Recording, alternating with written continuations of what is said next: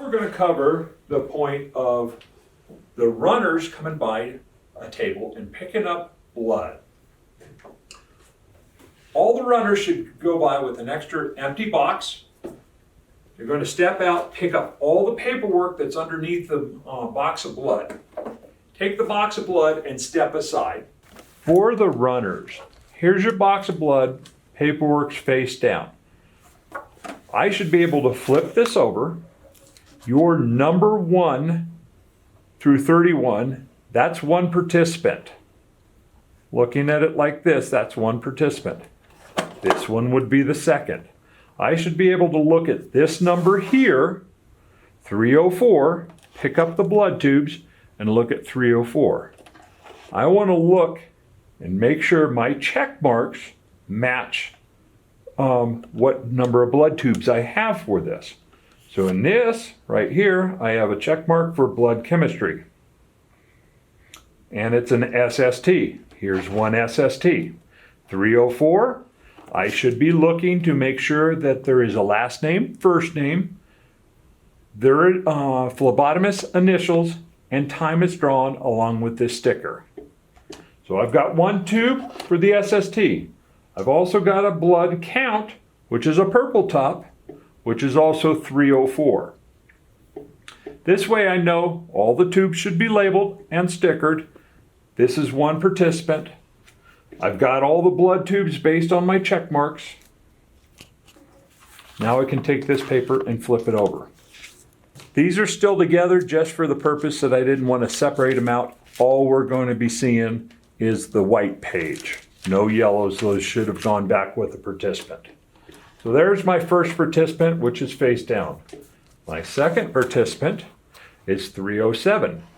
Here's 307. I've got one check mark for a vitamin D, so I should have one SST. I've got one blood type, which is a purple tube. Here's a purple tube. Again, needs to have a sticker on it, last name, first name of the participant, your initials, and the time it's drawn. Flip over the paperwork. And I'm going to continue to go through this box and paperwork and verify that everything's here. If something is missing, I can go back to the table and see if there's a blood tube rolling around, or maybe I've got blood tubes but no paperwork. Maybe it was left on that table. I prefer to stay relatively close to where I picked up the phlebotomist paperwork and blood. Here is an online form that's got a sticker for the barcode on the form. And here's that sticker. They're a little different than the handwritten forms. Dark and bold. I'm looking at this one and I got 058. This says 0580. We dropped the last digit. That's a tracking number. So if I cover up that last digit, I should be looking at 058. I've got a check mark for a blood chemistry. This is an old form. I mischecked it, but we've got two SSTs. I'm checking for my two SSTs and a blood count. And here's my blood count. Again, checking that there's a last name, first name of the participant, time it's drawn, and the phlebotomist's initials. Here's one more form that we would have. This blue page would be gone. This is for RA form. These are SSTs. Here's my stickers down on the bottom. I'm looking for 654. And again, as I'm flowing, this was my last one. The next one should be an SST. There it is, 654. Again, last name, first name, time is drawn, and initials. Notice that there's no holes up here. These participants haven't got purples. I want to keep the blood tubes set like this so that if there's no purple, we know that this is one participant and they didn't have a purple tube based on their paperwork. That would be the next participant. This would be the following participant. Now we've got this paperwork in the blood. We're always going to follow through. Paperwork flows with the blood. This is being brought from the phlebotomist table. Maybe you're going over because you still have more room in the box. You can pick up a couple other tubes from another phlebotomist, put them in order, put in the paperwork on top. This is face down, so the next paperwork goes on top. And you can fill up your box of blood. Take it over to the table where you're receiving blood for the centrifuge.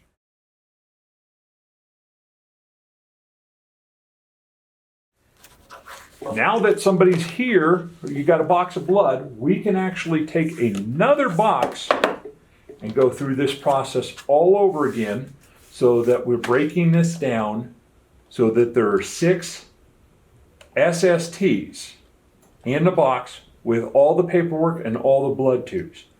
We can only fit 6 SSTs into a machine. So if we break this down, I can take all of these, put them in here, put them in front of the centrifuge with all that participants, paperwork, and blood, and nothing tends to get lost. So being that I'm going to do that now, I will take this out, 304. I've got 1 SST, 304. I'm going to put it in as my first participant. I've got a blood cell count, which is a purple. My next participant, I should not have any more blood tubes for 304. Put that paperwork face down. Go to my next one, 307. I've got 1 SST for a vitamin D and 1 purple for a blood type.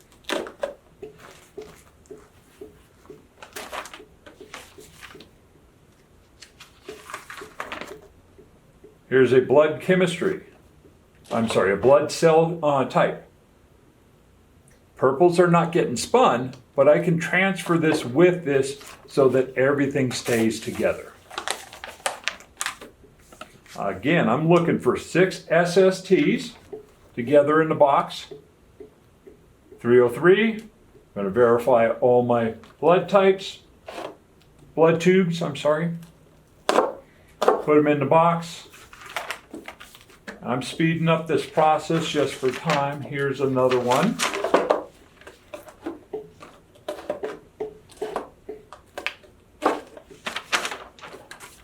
Now this can be set off. This is ready to go to centrifuge. We need to verify before we put it in the centrifuge that all of these have been sitting for 30 minutes since the time it was drawn. That's why the time on the tube is important for centrifuge. Now we go back to the rest of this box. We're going to do the same process and look at these, flip them over, verifying the tubes, and we can slide them over so that we have 6 SSTs. Noticing this right away, I've got 7 SSTs in this box. I can take one of these out, move that paperwork. This one should be the last one. I've been doing this for a few years, so I've got this down a little bit. And I can take this and put this in another box. Verify each and every one of these, sliding that I've got all my check marks, all my blood tubes, slide them over so that this will be ready for the next available centrifuge. One of the extra tips that some people have done is actually take a Post-it note and put it on this box and say, this box is ready. The last blood tube is at 10:07 that is drawn. So it'll be ready to go in the centrifuge at 10:37. That way it helps you don't have to keep pulling it out and looking at the time.